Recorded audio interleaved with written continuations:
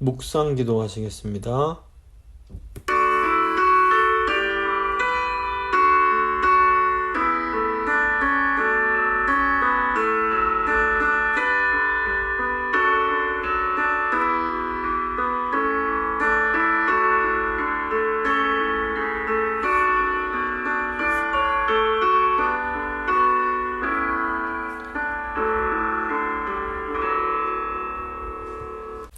사도신경 고백합니다. 나는 전능하신 아버지 하나님, 천지의 창조주를 믿습니다. 나는 그의 유일하신 아들 우리 주 예수 그리스도를 믿습니다. 그는 성령으로 잉태되어 동정녀 마리아에게서 나시고 본디오 빌라도에게 고난을 받아 십자가에 못 박혀 죽으시고 장사된 지 사흘 만에 죽은 자 가운데서 다시 살아나셨으며 하늘에 오르시어 전능하신 아버지 하나님 우편에 앉아 계시다가 거기로부터 살아있는 자와 죽은 자를 심판하러 오십니다.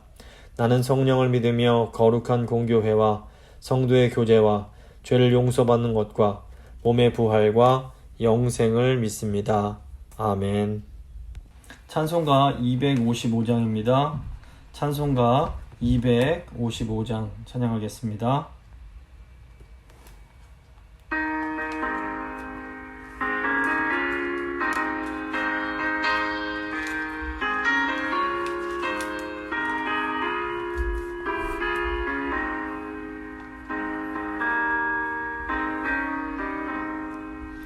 너희 죄 흉악하나 눈과 같이 희겠네.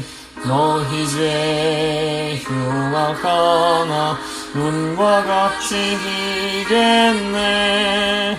죄의 빛 흉악하나 희게 되리라. 주홍빛 같은 내게 주홍빛 같은 내게 눈과 같이 희겠네. 눈과 같이 희겠네.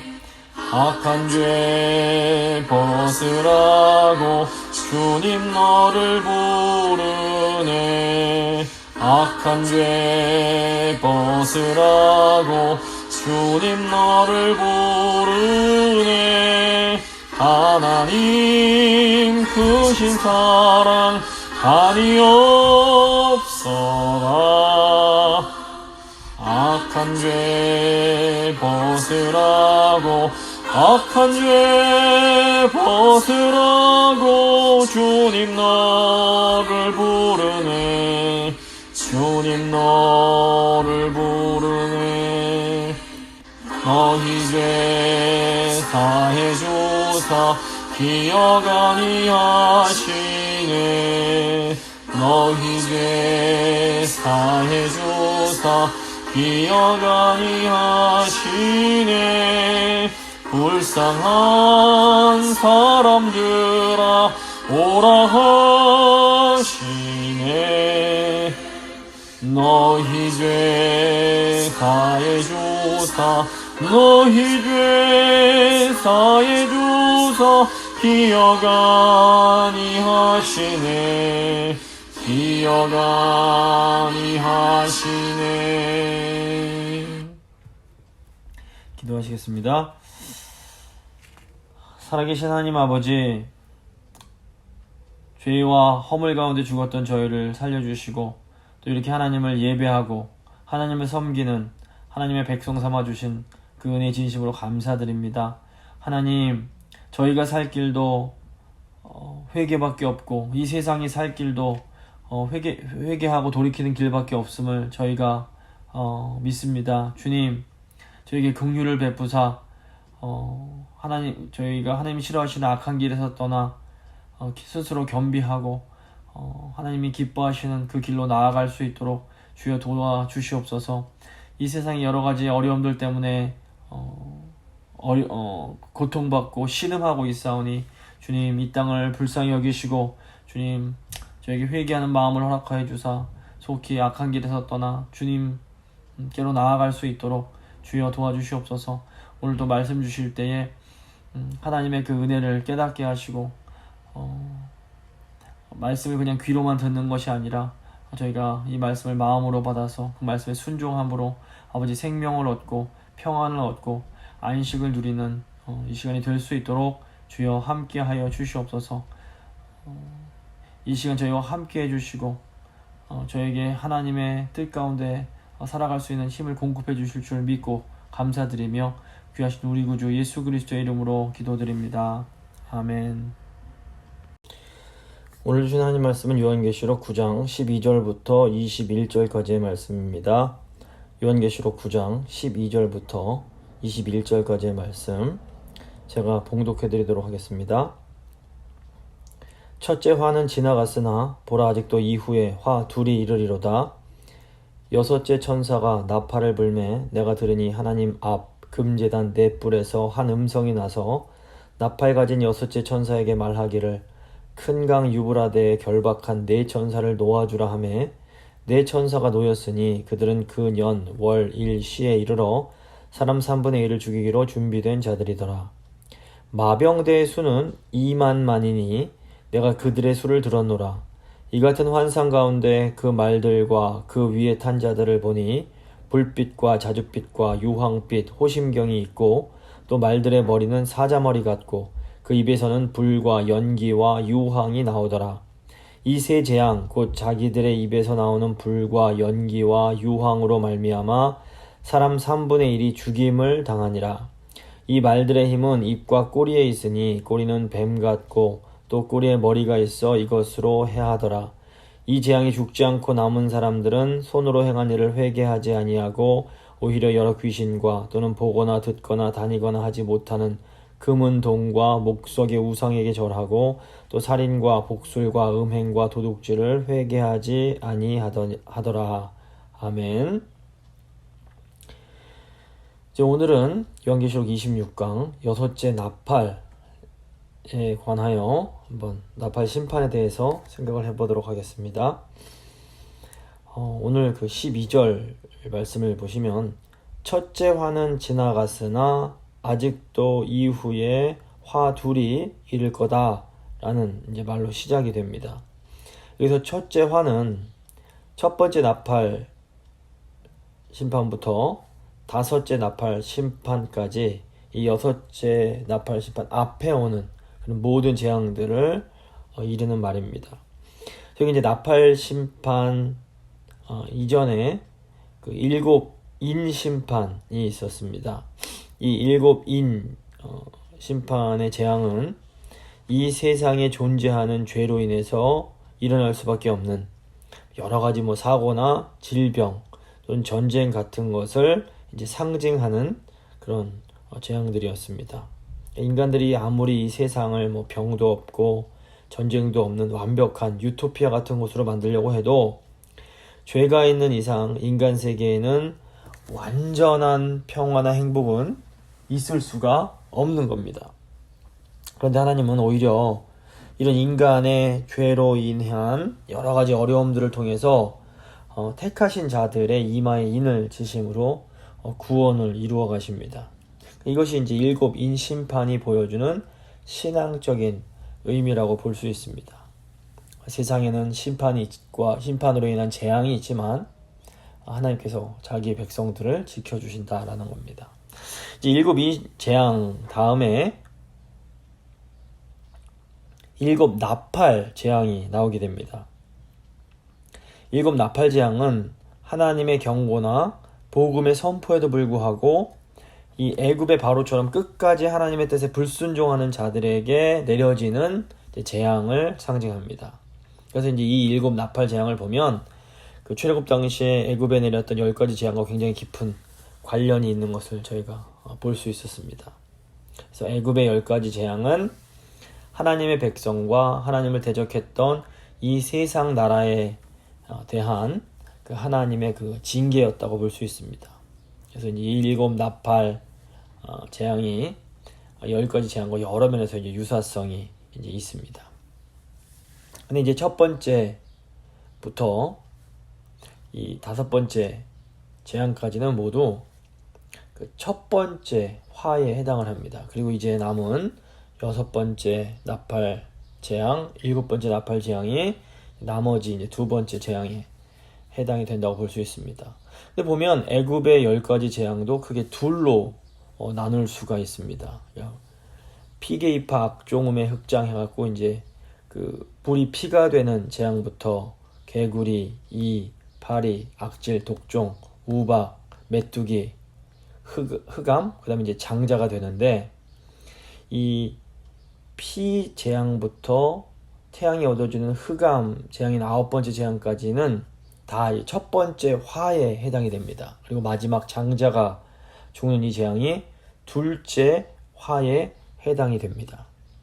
그러니까 애굽의 장자를 죽이는 두 번째 재앙은 엄청나게 강력한 것이라서 앞에 9가지 재앙에 굴복하지 않았던 바로가 이 10번째 재앙, 두 번째 화에는 꼼짝 못하고 이제 항복을 하게 됩니다.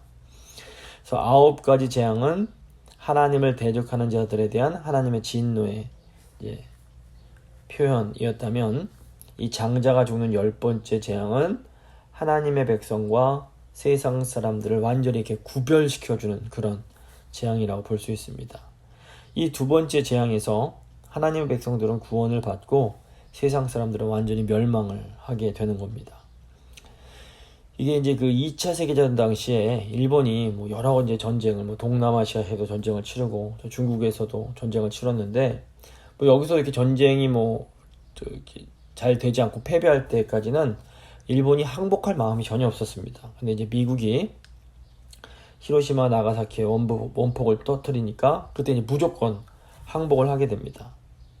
그래서 이제 비유를 좀 하자면, 동남아시아와 또 이렇게 중국에서 벌렸던 그런 전쟁으로 말미암아 죽은 것이 첫 번째 화라면, 그 원자폭탄으로 인한 그 죽음이 이제 두 번째 화라고 이제 비유를 할 수가 있는 겁니다. 그래서 하나님의 백성과 세상 사람들을 이렇게 확실하게 구별하는 경계선이 뭐냐면 예수 그리스도의 십자가입니다. 이 십자가 사건은 10가지 재앙의 마지막 밤에 있었던 그 장자와 죽음의 재앙과 같습니다. 이스라엘이 모두 어린 양을 잡고 그 피를 이제 문 기둥에 발라서 죽음을 피하게 되는데, 당시 애굽 땅에 있던 모든 사람들은 그 사람뿐 아니라 가축까지 다 그 첫 번째 장자가 죽는 재앙을 당하게 됩니다. 그래서 이제 장자가 죽는다는 것은 장자가 이제 그 모든 사람을 대표하는 의미가 있기 때문에 그 처음 난 것이 죽는다라는 것은 모든 사람이 모든 사람의 죽음을 상징합니다. 그래서 원칙적으로는 이스라엘 백성들도 애굽 땅에 살고 있었기 때문에 죽어야 했습니다. 근데 어린 양의 피가 그들의 생명을 살려준 겁니다. 그래서 오늘날 신자, 예수님을 믿는 사람들은 어린 양의 피로 죽음의 재앙을 면한 사람들이라고 볼 수 있습니다. 믿지 않는 사람들은 언제든지 하나님의 심판을 받을 수 있는 상태에 놓여져 있습니다. 그래서 저희가 이제 앞으로 보게 될 둘째 화를 보면서 두 가지를 좀 생각을 해야 되는데, 먼저 하나는 우리가 하나님의 놀라운 은혜로 이 죽음의 심판을 면하고 구원을 받았다는 사실입니다. 그래서 우리는 죽을 수밖에 없는 우리를 은혜로 구원해 주신 하나님의 그 구원의 은혜에 진심으로 감사해야 합니다. 또 다른 하나는 뭐냐면, 아직 기회가 있을 때에 이 두 번째 화의 심각성에 대해서 이 세상이 아주 이 심각성을 좀 분명하게 알려주어야 된다는 겁니다. 사도 바울이 그토록 열정적으로 복음을 이제 들고 땅끝까지 가려고 했던 것은 그 마음속에 이 둘째 화에 대한 그 심각성, 그리고 그 긴급성이 있었기 때문입니다. 물론 하나님의 시간과 우리가 생각하는 시간이 다르기 때문에 우리는 언제 이 두 번째 화가 닥칠지 확실히 알지는 못합니다. 하지만 아직 우리에게 시간이 주어졌을 때에 교회인 우리는 이 두 번째 화, 영원한 멸망이 될 수 있는 이 두 번째 화의 심각성에 대해서 이제 알려주어야 할, 외쳐야 할 책임이 있는 겁니다. 먼저 이제 오늘 본문에 나오는 유브라데 강의 그 네 천사에 대해서 생각을 해보겠습니다. 13절 14절입니다.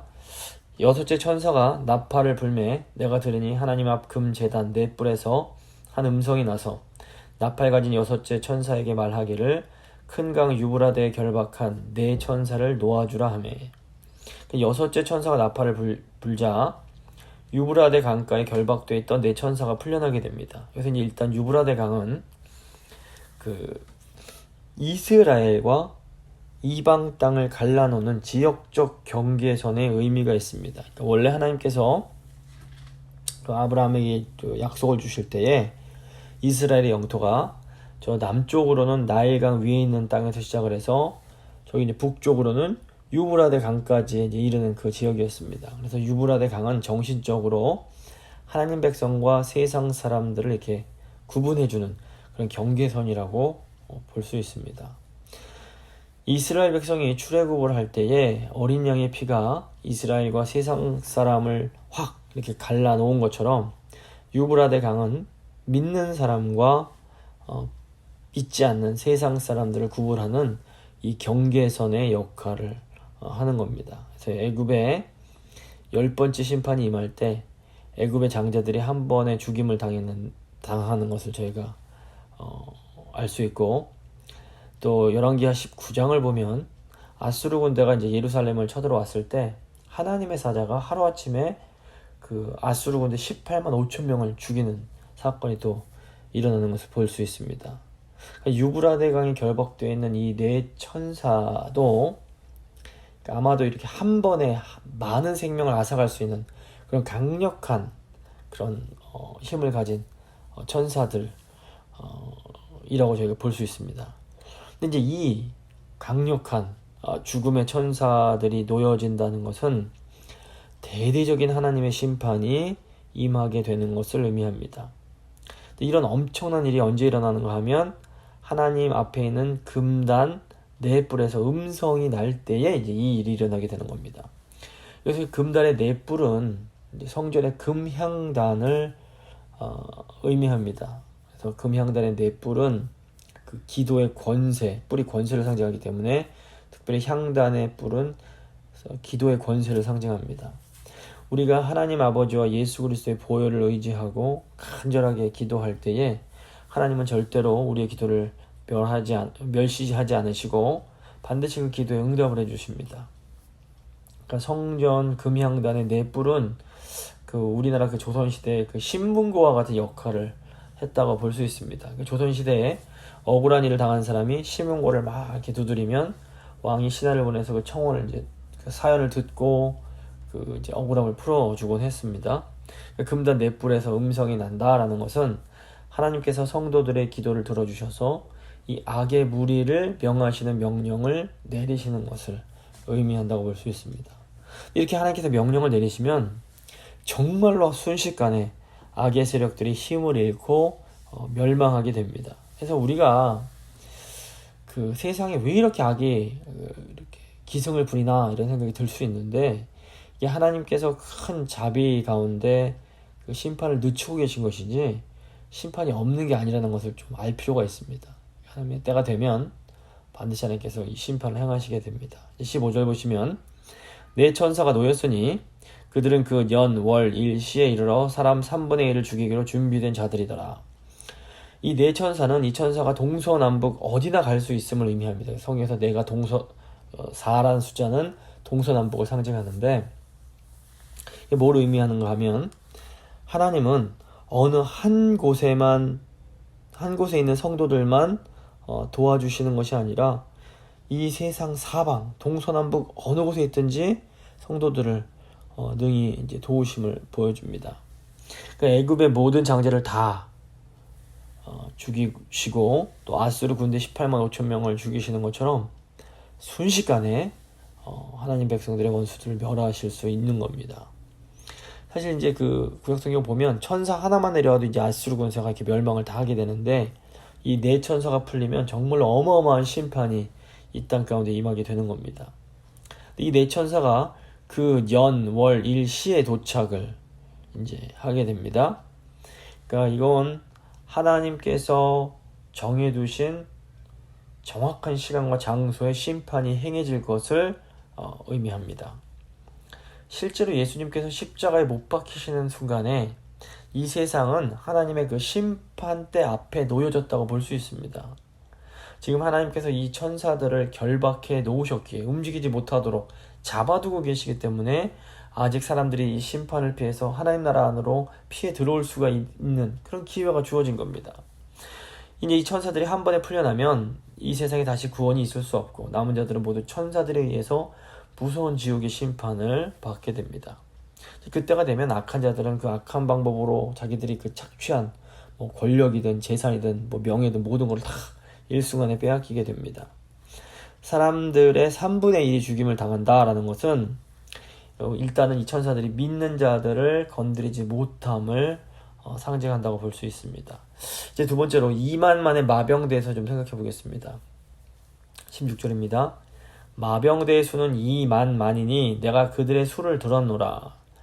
이 마병, 이제 말탄 군인들인데 이 마병의 복장과 그들이 하는 행동을 보면 이 마병이 사탄의 마병이라는 것을 볼 수 있습니다. 사탄의 마병들이 세상 사람들을 다시 한번 이 지옥불로 고통스럽게 만드는 겁니다.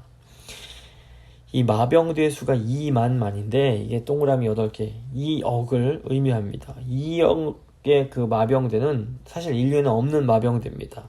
근데 이제 뭘 의미하냐? 사단이 이렇게 어마어마하게 큰 병력을 가지고 있음을 이제 상징적으로 보여주는 겁니다. 복음서 보시면 예수님께서 거라사란 지방에서 땅에서 귀신 들린 사람을 만나십니다. 이 사람이 너무너무 강한 귀신이 들어서 사람들이 붙들어 둘 수도 없고 쇠사슬을 채워놔도 그 쇠사슬을 끊어버리고 달아날 정도로 아주 강했습니다. 예수님이 귀신에게 내 이름이 무엇이냐라고 물으시니까 군대라고 대답을 합니다. 그 사람 속에 귀신이 군대로 들어가 있었던 겁니다. 그래서 이 귀신이 이제 예수님한테 부탁을 해서 돼지떼로 들어가게 해달라고 부탁을 드립니다. 그리고 이렇게 허락하시는데 귀신들이 그 사람에게서 나와서 그 돼지떼에 들어가서 호수로 달려가 빠져 다 죽게 몰살을 당하게 됩니다. 이때 이제 2,000마리의 돼지떼가 죽는데 이걸 보면 이 귀신들의 숫자가 어마어마하게 많다는 것을 이제 알 수가 있습니다. 또 이 사건은 다른 편으로 생각하면 사람의 생명이 얼마나 끈질기고 강한지도 또 볼 수가 있습니다. 이 돼지 같은 경우에는 이 군대 귀신이 들어가자마자 바로 미쳐서 호수로 달려들어 죽게 됩니다. 근데 사람은 이 돼지 2,000명한테 들어갔던 귀신이 한 사람한테 들어갔는데도 그냥 죽지 않고 미친 짓을 했지만 끝끝내 이제 살아남았다가 예수님을 만나서 구원을 받게 됩니다. 그러니까 사람의 영혼이 얼마나 강한 것인지 저희가 볼 수 있는데 만약에 사람들이 받는 스트레스를 지금 동물들이 받는다면 동물들이 다 그냥 미쳐 날뛸지도 모르겠습니다. 그래서 요즘 이렇게 스스로 목숨을 끊는 사람들이 점점 많아지고 있는데 이 뒤에서 이렇게 강력한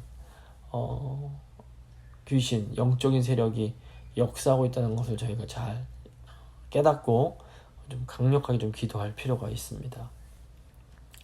17절, 18절 보시면 이 같은 환상 가운데 그 말들과 그 위에 탄 자들을 보니 불빛과 자줏빛과 유황빛 호심경이 있고 또 말들의 머리는 사자머리 같고 그 입에서는 불과 연기와 유황이 나오더라. 이 세 재앙 곧 자기들의 입에서 나오는 불과 연기와 유황으로 말미암아 사람 3분의 1이 죽임을 당하니라. 저희가 그 지난주에 살펴본 5번째 나팔 심판에 이제 황충이 나왔는데 이 황충들도 말의 모양을 하고 있었습니다. 따라서 이 말은 그 귀신의 공격성을 상징한다고 볼 수 있습니다. 그러니까 말과 말을 탄 자들의 그 호심경에서 불빛과 자줏빛과 유황빛 세 가지 빛깔이 나오는데 그리고 이 입에서는 불과 연기와 유황이 이제 또 나오게 되는데 이 불과 연기와 유황이 다 지옥에서 나오는 그 불로부터 나오는 겁니다. 그래서 이 말에게서 나오는 것들은 지옥불의 심판을 상징한다고 저희가 볼 수 있습니다. 또 머리가 이렇게 사자 같은데 이것은 이 세력이 사자처럼 위협하고 군림하려고 하는 것을 의미합니다. 보통 사람들이 감히 거역할 수 없는 아주 강한 힘으로 눌러서 사람들을 지옥불에 타 죽게 하는 것이 이 사자 머리를 가지고 있는 마병들이 하는 행동인 겁니다. 군대 귀신이 들린 거라사 광인을 저희가 보면 그 귀신에 들렸을 때에 그 사람이 하나님의 형상대로 지음받은 그 인간의 아름다운 모습을 다 잃어버리고 마치 짐승처럼 살아가는 것을 볼 수 있습니다. 오늘날 많은 사람들이 이 정신적인 문제로 고통을 겪고 있습니다. 이것은 악한 마귀가 사람들을 굉장히 심하게 공격을 해서 이 세상에 사는 사람들이 이 땅을 사는 동안에 그 지옥의 고통을 겪게 만드는 겁니다. 그래서 불과 연기와 유황을 뱉어내는 이런 마병의 이 공격을 당하게 되면 이상하게 남을 미워하게 되고 정말 하나님이 주신 그 인간의 아름다움을 잃어버리고 정신 이상처럼 이제 살아갈 수밖에 없는 겁니다. 그래서 저희가 마귀의 존재를 너무 이렇게 우습게 보시면 안 됩니다. 그리고 마귀를 이길 수 있는 분은 오직 예수님 한 분밖에 없습니다. 그래서 2만만의 그러니까 2억의 그 말들이 공격하기 때문에 앞으로에는 더 많은 사람들이 이 거라사 귀신에 들렸던 사람처럼 정말 미쳐 날뛰는 그런 세상이 되어갈 가능성이 매우 높습니다. 최근 마귀가 이제 그 사람들을 공격해서 미치게 만드는 부분 중 하나가 바로 이제 정체성이라는 부분입니다. 마귀는 마치 이제 하와에게 그 속삭이는 것처럼 너의 정체성, 네가 누군지는 네가 선택을 해야 된다라고 부추깁니다. 이게 심지어 어느 정도까지냐면 내가 남자인지 여자인지도 내가 결정하는 거다라고 말을 합니다. 그래서 심지어 요즘에는 학교 교육까지도 어린 유치원 다니는 남자아이에게 네가 비록 몸은 남자로 태어났을지 몰라도 너의 정체성은 여자일 수 있으니까 잘 생각해봐, 이런 식으로 이렇게 가르친다고 합니다. 그러다 보니 아이들이 자라면서 점점 더 큰 혼란 가운데 빠져서 괴로움을 느끼게 됩니다. 이게 이제 정도가 심해지면 어느 정도까지 되냐면 어떤 사람 같은 경우에는 자신이 사람이 아니라 파충류라고 느낍니다. 그건 자기가 자기를 누군지 결정하는 거기 때문에 이 사람이 자기가 파충류라고 믿어버립니다. 그래서 얼굴도 성형을 해서 파충류처럼 만들고 심지어 머리에 뿔까지 달고 그런 도마뱀 얼굴 모양으로 이제 살아가려고 하는 사람들이 실제로 존재합니다. 그러니까 예전에는 사실 이런 사람들이 이제 정신적인 질병에 걸린 것으로 판단을 하고 이제 그렇게 치료를 하려고 했는데 이제는 그런 사람들을 함부로 정신병이라고 부르지도 못하게 만드는 겁니다. 그러니까 마귀 2억 마리가 다닥다닥 사람들 마음 가운데 붙어서 사람들의 마음을 막 혼란스럽게 만드니까 사람들이 계속 불평불만을 하고 남의 탓을 하면서 이 땅에서부터 이 지옥을 경험하면서 그 고통스럽게 살아갈 수밖에 없는 겁니다. 그래서 좀 대규모로 확장을 시키면 이 땅에서 일어나는 전쟁 역시 사탄이 사람들 사이에 불신과 증오심을 계속 부채질함으로써 일어나는 것입니다. 그럼 믿음의 사람들의 역할은 뭐냐? 이런 지옥에서 올라오는 불을 끄는 역할을, 소방수의 역할을 해야 되는 겁니다. 하나님의 말씀으로 사탄이 사자 머리처럼 절대적인 존재가 아니라는 것을 밝혀내고 계속 마귀가 일으키는 그런 분노와 분쟁과 그런 의심의 불들을 계속해서 꺼나가야 되는 겁니다. 하나님 백성인 우리가 기억해야 할 것은 성도들에게는 성도를 지켜주는 하나님의 불말과 불병거가 있다는 사실입니다. 마귀에게 마병만 있는 것이 아니라 하나님의 그 불말과 불병거가 있습니다. 열왕기 6장을 보시면 엘리사 선지자 때에 그 이스라엘 그 북쪽에 있는 아람 군대가 엘리사가 있던 성을 공격하려고 포위를 합니다. 이때 이걸 본 엘리사의 종이 엘리사를 향해서 주여 우리가 어찌하리까, 우리가 망했습니다 막 두려워합니다. 이때 엘리사가 하나님께 종의 눈을 열어 보여달라고 기도를 드리게 됩니다. 열왕기하 6장 17절입니다. 기도하여 이르되 여호와여 원하건대 그의 눈을 열어서 보게 하옵소서 하니 여호와께서 그 청년의 눈을 여심해 그가 보니 불말과 불병거가 산에 가득하여 엘리사를 둘렀더라. 그러니까 하나님의 선지자가 있는 성을 에워싸고 있는 하나님의 불말과 불병거가 있는 겁니다. 그러니까 우리가 하나님의 말씀을 꽉 붙들고 하나님의 그 성전의 역할을 잘 감당하면 우리 주위에 하나님의 불말과 불병거가 우리를 에워싸고 우리를 보호해 줍니다. 아무리 사탄의 세력이 강하다고 해도, 우리를 공격하려고 해도 우리를 무너뜨릴 수 없는 겁니다.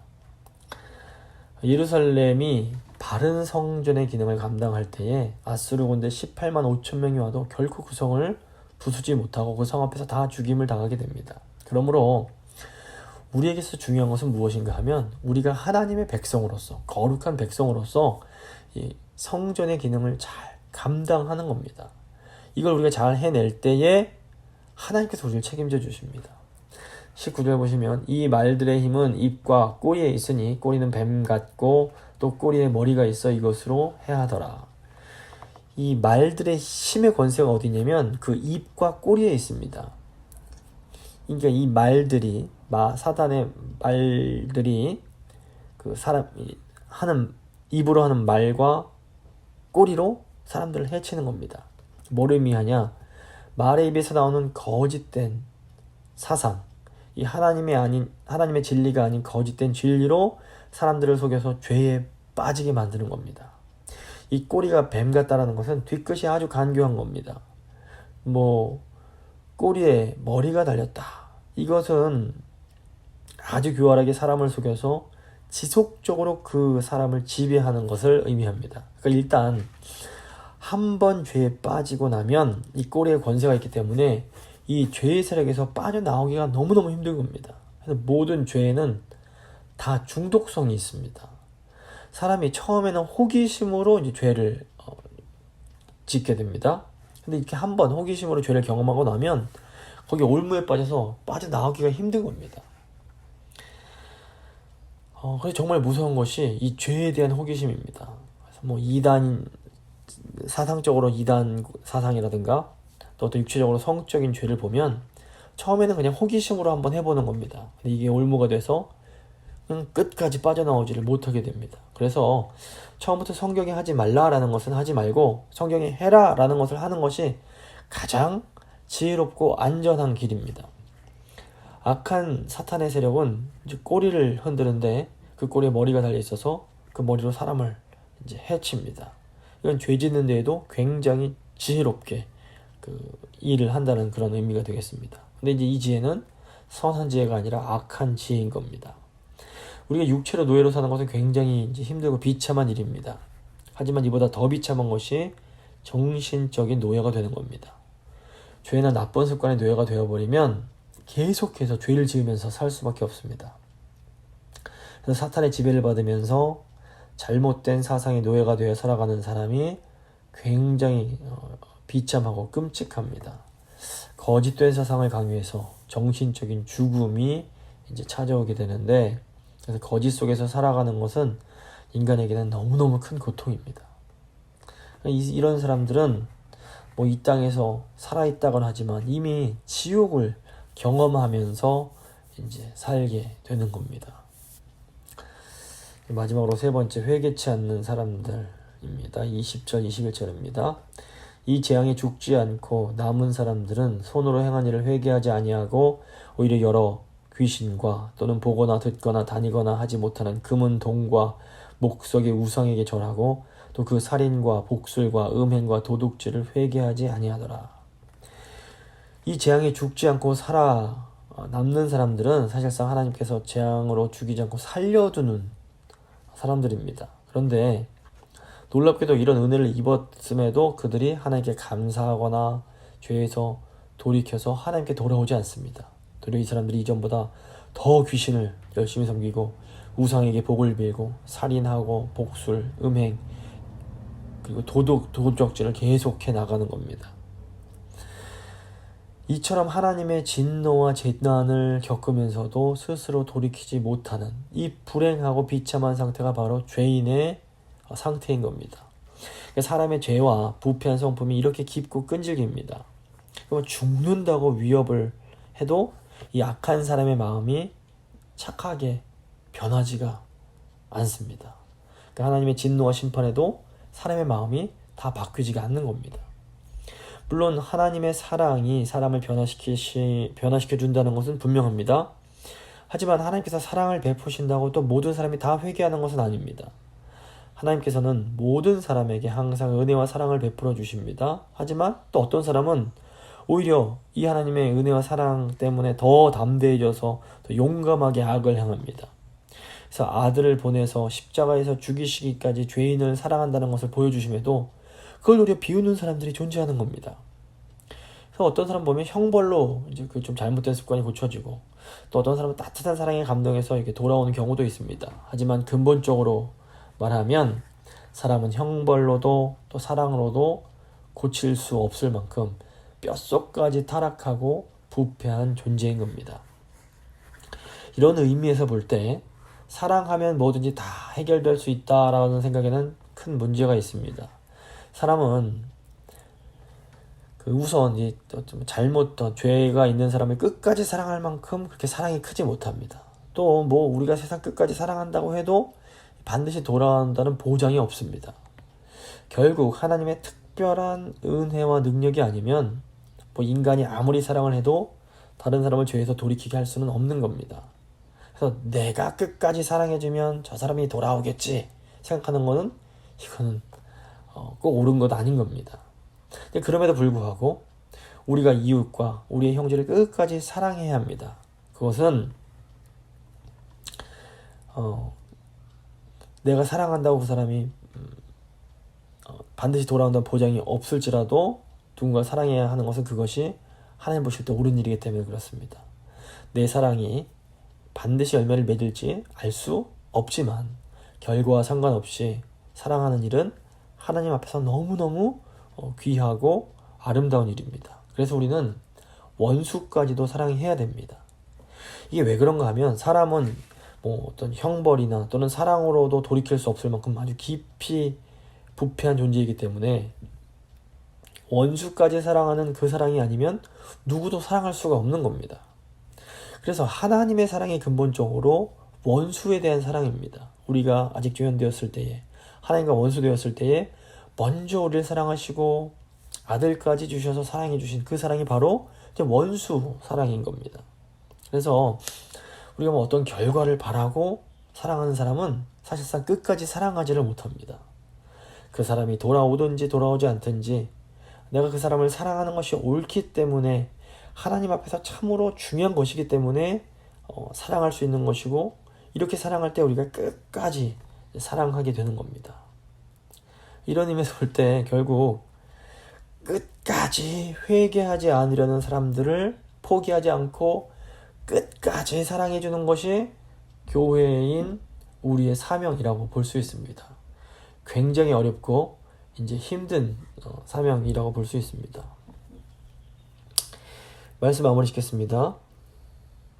재앙에 죽지 않고 이제 살아가는 사람들은 하나님께서 그 재앙으로 죽이지 않고 살려두는 그런 사람들입니다.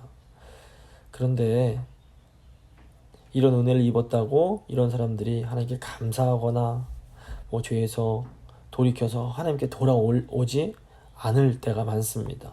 오히려 이전보다 더 귀신 섬기고 우상에게 복을 빌고 살인하고 목술과 음행, 그런 영육 간의 음행을 계속하고 이런 일들을 계속해 나아갑니다.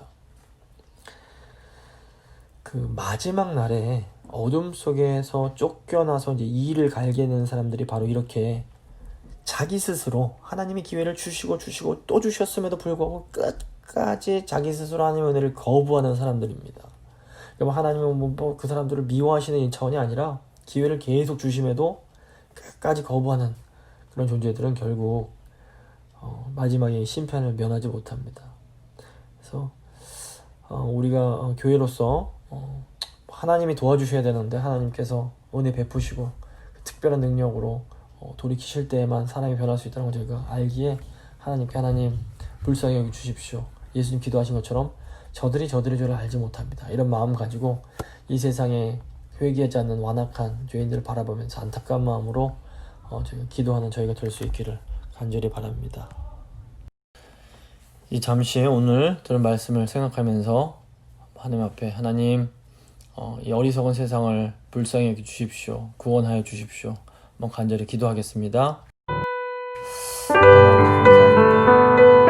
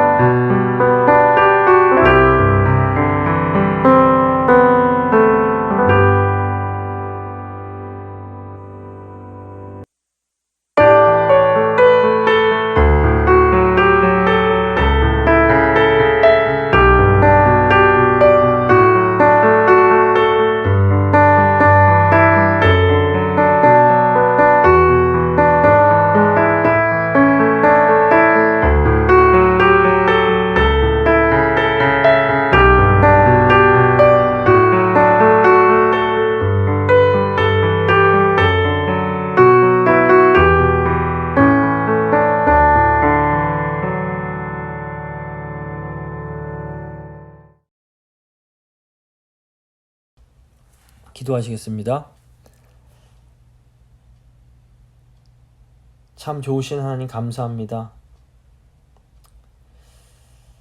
하나님께서 은혜로 저희를 구원해 주시고 하나님 백성 삼아 주신 것 진심으로 너무너무 감사드립니다. 지금 저희가 무엇이건데 저희를 먼저 사랑해 주시고 죽을 수밖에 없는 저희를, 심판받아 멸망할 수밖에 없는 저희를 이렇게 살려주신지 저희가 알 수 없습니다. 주님 그 은혜에 진심으로 감사드립니다. 하나님, 이제 저희가 교회로서 하나님 백성으로서 이 죄악된 세상을 위해서 간절히 간구합니다. 주님, 하나님의 그 무서운 심판을 경험하면서도 끝까지 회개하지 않는 어리석은 사람들이 있습니다. 주님, 그들을 불쌍히 여겨 주시옵소서. 아버지, 인간의 힘으로 되지 아니하오니 하나님 은혜 베푸사 그들의 마음을 변화시켜 주시고 아직 시간이 있을 때에, 기회가 있을 때 속히 회개하고 구원받는 그 은혜를 경험할 수 있도록 주여 도와주시옵소서. 주님, 하나님 백성으로 살아가는 저희 성도님들 은혜 가운데 지켜주시고, 이제 다시 코로나가 더 심해지고 있다고 하는데 주님, 저희 성도님들 한 분 한 분 눈동자처럼 지켜주시고 보호하여 주시기를 간절히 간구합니다. 그리고 저희가 어디에 있든지 간에 서로서로를 위해서 중보하고 이 죄악된 세상, 병든 세상을 위해서 간절히 간구하는 그런 아름다운 교회, 하나님 뜻을 이루는 교회로 살 수 있도록 주여 도와주시옵소서. 감사드리며 귀하신 예수 그리스도의 이름으로 기도드립니다. 아멘. 찬송가 276장입니다. 찬송가 276장 찬양하시겠습니다.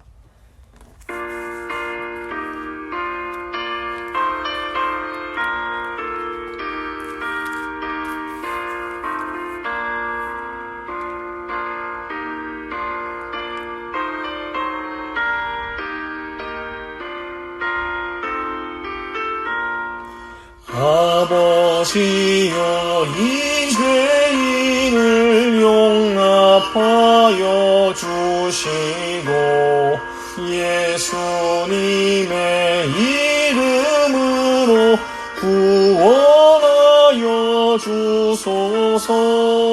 아버지를 떠나간 지 벌써 오래되었고 험한 길에 고난 몸이 이제 돌아옵니다.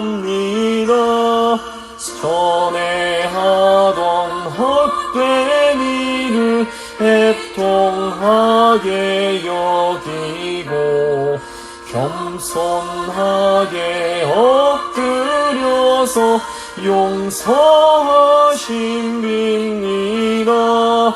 은혜 감당 못하오나 회개하는 영혼과 나의 약한 육신까지 감기드리옵니다. 나의 죄를 사하시려 주님 죽으셨으니 그 공로를 의지하여 주만 의지합니다. 아버지여, 용납하사 나를 품어주시고 주의 사랑 품 안에서 길이 살게 하소서. 아멘.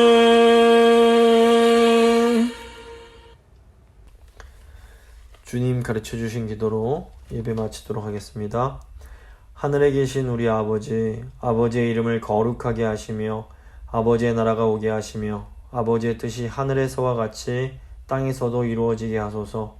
오늘 우리에게 일용할 양식을 주시고 우리가 우리에게 잘못한 사람을 용서해 준 것 같이 우리 죄를 용서해 주시고 우리를 시험에 빠지지 않게 하시고 악에서 구하소서. 나라와 권능과 영광이 영원히 아버지의 것입니다. 아멘.